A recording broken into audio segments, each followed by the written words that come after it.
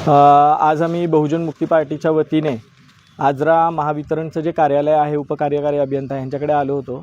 विषय असा होता की स्मार्ट मीटर्स लोकांच्या कन्सेंटशिवाय, लोकांच्या परमिशनशिवाय लोकांच्या घरांवरती बसवलेले आहेत आणि जेव्हापासून स्मार्ट मीटर बसवले तेव्हापासून लोकांची बिलं प्रचंड जास्त प्रमाणामध्ये यायला लागलेली आहेत। म्हणजे अक्षरशः अशी उदाहरणं आहेत की ज्यांची बिलं 300-400 पर्यंत येत होती त्यांची बिलं 1500-2000 पर्यंत यायला लागलेली आहेत। मग हे निश्चितच कुठल्या गणितामध्ये बसणारं नाही आहे। त्यांच्या मागच्या वर्षीचा यूज आणि आत्ताचा यूज जरी धरला तरीसुद्धा तेवढ्या प्रमाणावरती बिलं येऊ शकत नाहीत। म्हणजे फडणवीस जसं म्हटले की हीट वेव्हमुळे होते, तर मग मागच्या वर्षी कधीच हीट वेव्ह नव्हती का? ह्याच वर्षी पहिल्यांदा आली की 3 पटीने जास्त उष्णता वाढलेली आहे, त्याचं त्यांच्याकडे काय रेकॉर्ड आहे का? तर तसं काहीच नाही आहे। मग हे जे स्मार्ट मीटर्स आहेत हे लोकांच्या कन्सेंटशिवाय, लोकांच्या परमिशनशिवाय बसवलेले आहेत। याच्याबद्दल वास्तविक जर बघायला गेलं तर हायकोर्टामध्ये आता केस चालू आहे। म्हणजे मुंबईचं नागपूर खंडपीठ जे आहे त्याच्यामध्ये ही केस पेंडिंग आहे की स्मार्ट मीटर बसवायचे की नाही। तसं असताना सुद्धा महावितरण त्यांच्या लेवलवरती लोकांना जबरदस्ती करून हे मीटर बसवते। एक लेटरसुद्धा आम्हाला प्राप्त झालेलं आहे, जे एका ग्राहकाने तक्रार केलेली होती की माझं स्मार्ट मीटरमुळे बिल जास्त, म्हणजे माझं जे बिल आहे ते जास्त येते। तर म्हणजे मला स्मार्ट मीटर बसवायचं नाही आहे, त्यांचं ओल्ड मीटर आहे। तर महावितरणने त्यांना सांगितलं की नाही, तुम्हाला हे बसवावं लागेल आणि त्या पत्रात त्यांनी अशा शब्दाचा उल्लेख केला आहे की हे बसवणं बंधनकारक आहे। मग आम्ही त्यांना जेव्हा विचारलं की हे बसवणं बंधनकारक आहे असं तुमच्या कुठल्या GR मध्ये लिहिलेलं आहे, मग त्यांनी आम्हाला काही GR दाखवले, त्या कुठल्याही GR मध्ये बंधनकारक हा शब्द नाही आहे। म्हणजे हे कंपल्सरी नाही आहे। त्यांनी असं म्हटले की शाल बी इन्स्टॉल्ड, म्हणजे बसवले जातील, परंतु त्याच्यामध्ये मस्ट हा शब्द नाही आहे। म्हणजे उदाहरणासाठी जर सोप्या भाषेत सांगायला गेलं तर सरकार जसं रेशनचं धान्य प्रत्येक नागरिकाला देतं, सरकार हे देतं, ते खायचं की नाही हे नागरिक ठरवणार आहेत। मग तशाच प्रकारे स्मार्ट मीटर तुम्ही देणार आहे ते बसवायचे की दुसरे कुठले बसवायचे हा अधिकार जो आहे हा कस्टमरला राहिला पाहिजे। आणि दुसरी गोष्ट की ह्या बिल्समुळे जो काय लोकांमध्ये जो आक्रोश निर्माण होतोय त्याची प्रॉपरली उत्तरं महावितरणकडे नाही आहेत, म्हणून महावितरण ह्याची जे टोलवाटोलवी सुरू आहे।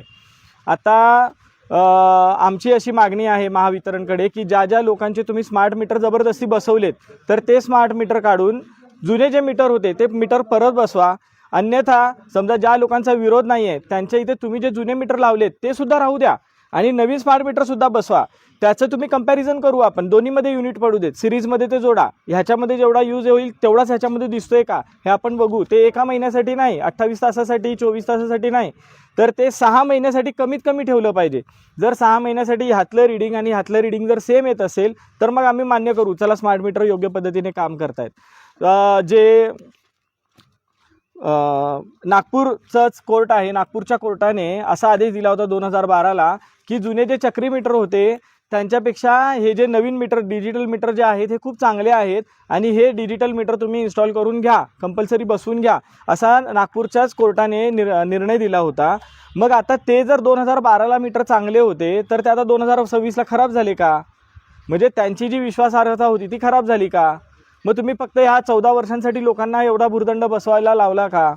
ह्या अनेक गोष्टी आहेत। त्यांचे जे क्लेम आहेत की आर्थिंगमुळे हे सगळं नुकसान होतंय, तर मग त्या अगोदर तुम्हाला समजत नव्हतं का? हे जे कुठल्या एखाद्या भागामध्ये करंट कमी जातोय तर त्यासाठी तुमच्याकडे मोजायला दुसरी कुठली मेकॅनिकल सिस्टीम नाही आहे का? त्यासाठी फक्त स्मार्ट मीटर हाच एक पर्याय आहे का? ह्या सगळ्या गोष्टींना घेऊन आम्ही आज MSEBमध्ये आलो होतो। MSEBच्या अधिकाऱ्यांची आमची 1.5 तास जवळपास खूप चांगली डिटेल चर्चा झाली। सगळ्या लोकांनी त्यांचे प्रश्न विचारले, उत्तरं घेतली। आता आम्ही त्यांना ज्या रिक्वेस्ट करून आलो आहे, म्हणजे स्मार्ट मीटर तुम्ही कंपल्सरी बसवू शकत नाही, तो आदेश तुमचा मागे घ्या, तुम्ही जे लेटर पाठवलेत लोकांना ते परत घ्या, ज्यांचा विरोध आहे स्मार्ट मीटरना त्यांना तुम्ही जुनं मीटर त्यांचं इन्स्टॉल करून द्या। जोपर्यंत हायकोर्टाचा निर्णय येत नाही स्मार्ट मीटर बसवणं कंपल्सरी आहे तोपर्यंत तुम्ही ते कंपल्सरी बसवू नका।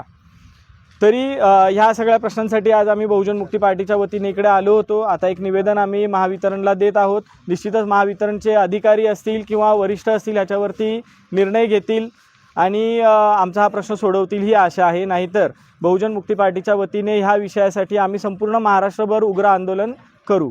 धन्यवाद।